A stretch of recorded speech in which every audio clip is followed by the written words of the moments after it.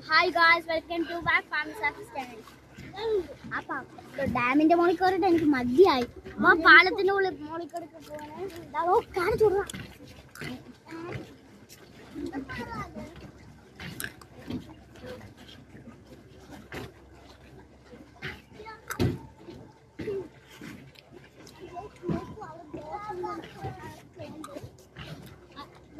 Guys നോക്കൂ, അവിടെ കുറച്ച് പേര് ബോട്ടിൽ പോണ്ടു.